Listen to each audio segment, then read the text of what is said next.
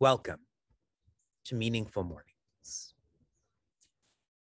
The Veda is written in the format of mantras.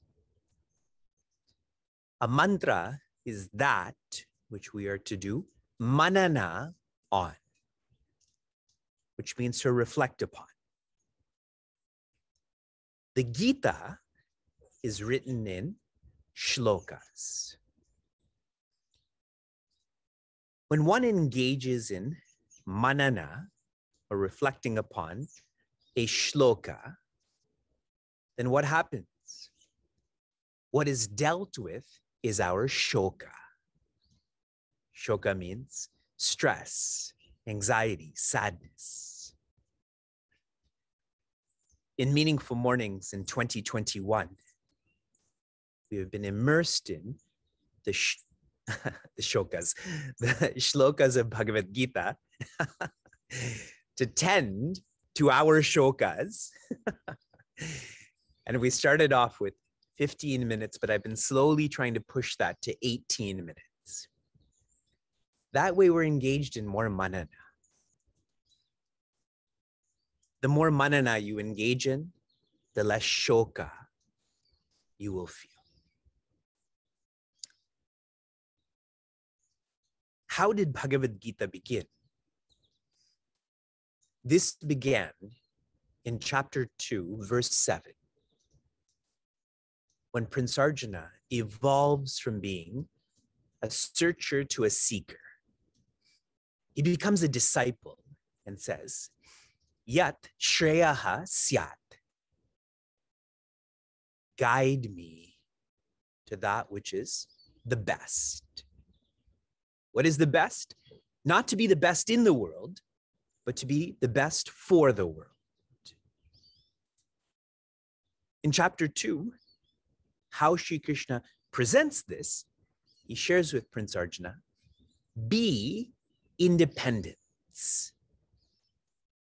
Be independence. All of the weaknesses you're feeling right now, these are because you are dependent. And the way that we approached this, the words we used, was no vastness. In chapter 4, Sri Krishna is providing more of a path on how to be independent. He's sharing, live for the independent. Live for the independent. Who is the independent? Sri Krishna. One of his names is Achyuta, the one who never falls or is never dependent. So he's made this path more personal. Prince Arjuna can see Sri Krishna, can relate to Sri Krishna. All of us are bhaktas or devotees. Some of us are distracted. We're distracted seekers, which I call searchers. So how do we go about living? We live for the devas. That is, trying to be joyous, but in an indirect way. Some of us are focused bhaktas. I describe them as seekers. How do they go about living? They live for that which is atindriya, which means beyond the senses, beyond perception. So they're seeking joy in a direct way. I hope all of you understood that difference. The distracted, indirect. The focused, direct. The evolution of seeking joy is to be joy. And Sri Krishna, in chapter 3, verse 28, and I told all of you to remember at that time how, let me share it first. In chapter 3, verse 28, Sri Krishna says, Guna karma vibhaga yoho. He said, what makes one a searcher or a seeker is the composition of their personality. But in that context, Sri Krishna was trying to share, for the one who's joyous, they have no karma, they have no guna. This division or classification does not apply to them. Think, why do we engage in karma or action? To try to complete ourselves. For one who is complete, they don't need such an emphasis on do this action or have this inclination. Now the same words are used, chapter 4, verse 13, guna karma vibhagashaha. But this reference is not for the one who's beyond this, but rather, why is one a searcher and why is one a seeker? I continue to elaborate on this. Our varna in English is inclination. Our varna is our inclination. Why is your personality type in this direction? It is your varna, the color of who you are. This expresses as guna. An English word for this would be intention. Intention, how you think. And this gets expressed as karma, which is implementation, how your thoughts become actions. So who are you? Your varna expresses as guna, which expresses as karma. Now, the chapter we're in right now is guiding us in karma yoga, but is magnified 100 times compared to chapter 2. Chapter 2, 1 time, chapter 3, 10 times, chapter 4, 100 times. As we zoom into karma yoga, what's more important, the karma or the yoga? The yoga. See, in the karma yoga, the yoga would be guna, correct? Your intention. Our intention or guna is highly personal. And that's why it's not required that you state overtly that this is my intention. Just visualize at the beginning when I say, welcome to Meaningful Mornings. This morning, my intention is to be selfless. Tomorrow, it's to be selfish. And that's why it is problematic that when we describe varna, we associate this with the karma and not the guna. So if Vivek is a teacher, let's say in this sense, then he must be selfless. But my intention could be to be highly egotistical, correct? Just because I teach Bhagavad Gita doesn't mean that I follow it or I have faith in this. So our varna is much deeper than a profession, than a blood type, than a last name. So why judge? That's the abused understanding, and then this becomes abusive, yes? Generally, how to understand what our varna is. Try to write this down. When one is 70%, their guna is 70% focused on self only. Their only purpose is themselves. 20% selfish. That means themselves and others. And 10% selfless. It is not about them. That varna is described as a shudra, which means a worker. They tend to identify with their body the most. Next, and please do not think of this as a hierarchy. When we look at a rainbow flag to support diversity in our communities, I feel like that flag should be oriented this way, because whenever it's vertical, we think of hierarchy. I feel that this should be made horizontal, where there's just differences. When one is 30% self-only,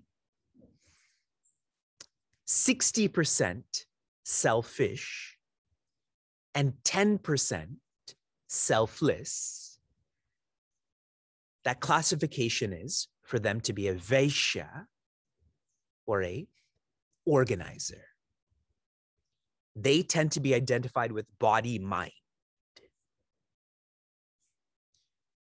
The next is when one is 10% self-only, 60% selfish, and 30% selfless. Then they are kshatriyas or leaders. They're identified with the mind and intellect more. And the last classification, 10% self-only, 20% selfish, and 70% selfless. They're described as brahmanas or thinkers. They're identified with their intellect.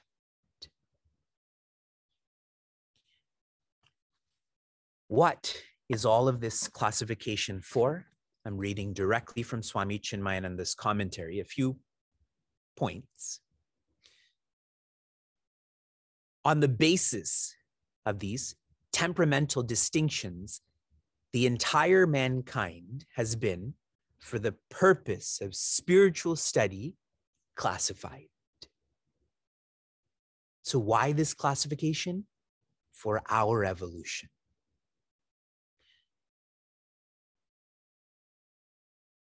However, later on, in the power politics of the early Middle Ages in India, this communal feeling cropped up in its present ugliness. Remember, I shared with you that Sri Krishna is the author, but not the interpreter. That's us.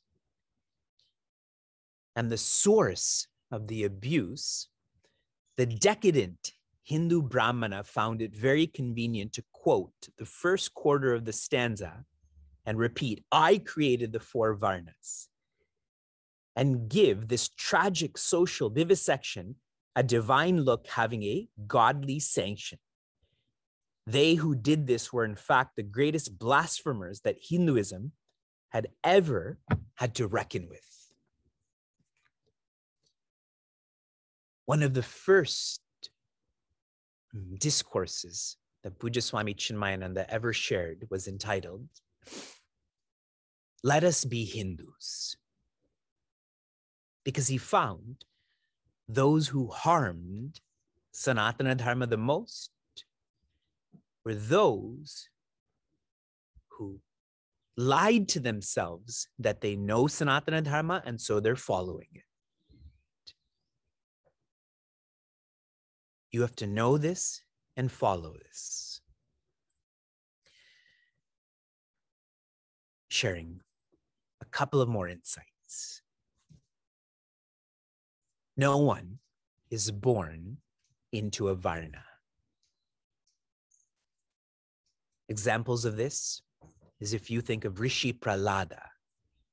For those in our Bhagavatam class, he was born into a family of asuras, those who lived by self only. But how was he? He was 100% selfless. I think of my own family.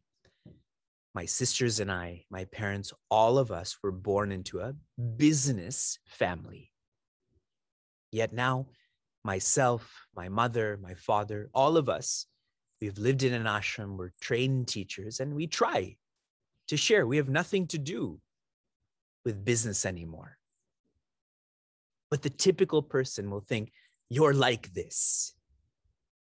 You're born here. And it shows how little they know. And if they don't know, how can they follow that? Yes. All that I've shared thus far, obviously through Pujya Swami Chinmayan and then Sri Krishna, the emphasis is differences, not division. In differences, we accept. I'm different than my wife. Niagara Falls is different than Toronto. But in divisions, there is a focus on better and worse. Imagine I asked your children, who's better or worse, your mother or I? Wouldn't that be awful parenting? I still do it secretly when Sheila's not around, but you get my point. And the same goes, imagine states, and this happens in the United States, no? Which state is better? Why even call it the United States? Call it the divided states then. Yes? We need all of these inclinations for society to function. Just visualize if there were no organizers, if there was no thinkers, society could not function. Differences and not division helps us to accept and not convert. Conversion is external. It does not lead to oneness. Acceptance is internal. This does lead to oneness. And so my final thought here, and I still have more to share on this. A teacher once shared with me that Puja Guruji Swami Tejo Mayananda is the best of all of these varnas. He thinks the most, he leads the most, he organizes the most, he works the most. We are all of these colors, but more dominant in different parts of the day, different parts of our life. And the more you know who you are, the more you can evolve then. If I'm being self-only, I have to know that and then accept and adapt, become selfish, become selfless. To be continued. From inspiration to application. Your application was for you to quantify what your inclination is. You can share with me tomorrow. Your application for today. Tomorrow we are going to celebrate Deepavali together. This is a festival. Dress up. Okay? Dress up for our Deepavali festival tomorrow morning. Shanti, Shanti, Shanti. Be safe, be sound, be serene, be happiness.